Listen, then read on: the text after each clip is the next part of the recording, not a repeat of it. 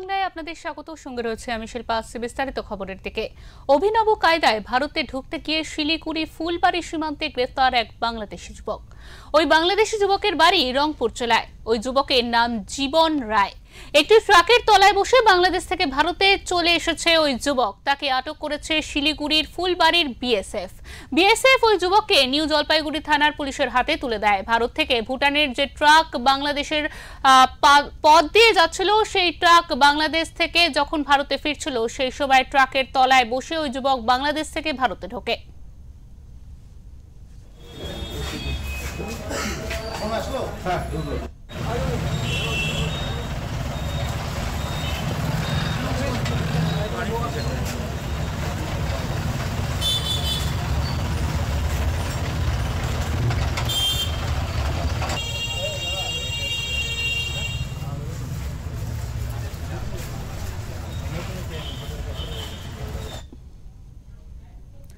ভারত বাংলাদেশ সীমান্তের শিলিগুড়ি ফুলবাড়ি সীমান্তে বিএসএফ বাংলাদেশ থেকে ভারতে ট্রাক ঢোকার সময় ওই ভুটান নাম্বারের ট্রাক তল্লাশির সময় ওই যুবককে ট্রাকের নিচে বসে থাকতে দেখেই আটক করা হয়। ওই ঘটনায় একটি ভুটানের ট্রাক এবং ট্রাক চালককেও আটক করে বিএসএফ। ধৃত ট্রাক চালকের নাম রঞ্জিত ওরাও। বাংলাদেশি ওই যুবক জীবন রায় ট্রাক চালক রঞ্জিত ওরাওকে মঙ্গলবার রাতে নিউ জলপাইগুড়ি থানার পুলিশের হাতে তুলে দেয় ফুলবাড়ি বিএসএফ।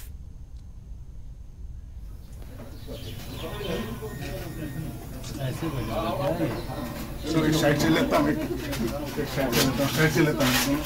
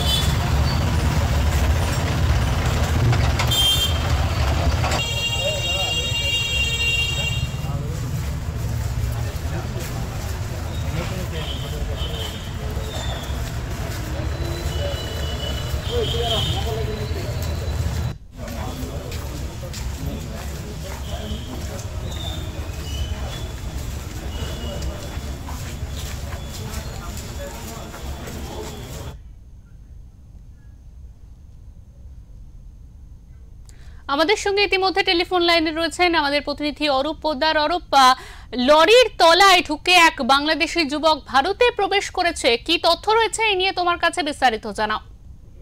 দেখো শিল্পা, তোমাকে আমি জানিয়ে রাখি যে গতকাল কিন্তু এই ঘটনাটি ঘটেছে।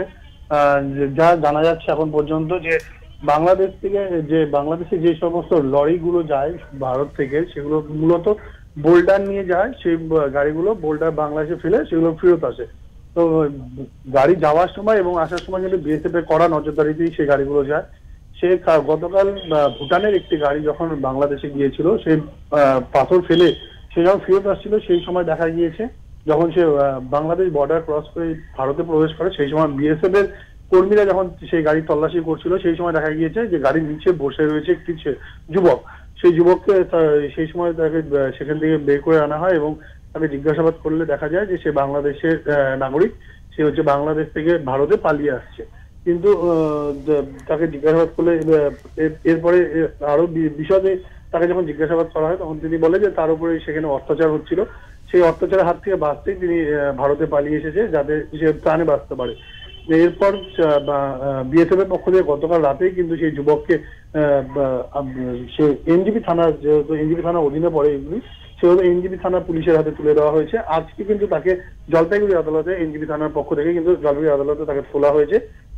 যে পরবর্তীতে প্রশাসনের নিয়ম হিসাবে যে করা, সেই নিয়মে কিন্তু করা হবে বলে জানা যাচ্ছে পুলিশের পক্ষ থেকে। শিল্পা, একদমই অরূপ, তোমাকে অনেক ধন্যবাদ। আমাদের সঙ্গে এতক্ষণ টেলিফোন লাইনে ছিলেন আমাদের প্রতিনিধি অরূপ পোদ্দার। তিনি আমাদের জানালেন যে লরির নিচে করেই কিন্তু এক বাংলাদেশি ঢুকে গিয়েছে ভারতে, বাংলাদেশ থেকে ভারতে ঢুকে পড়েছে এবং তারপরেই কিন্তু বিএসএফ তা দেখতে পেয়ে তাকে পুলিশের হাতে তুলে দেয়।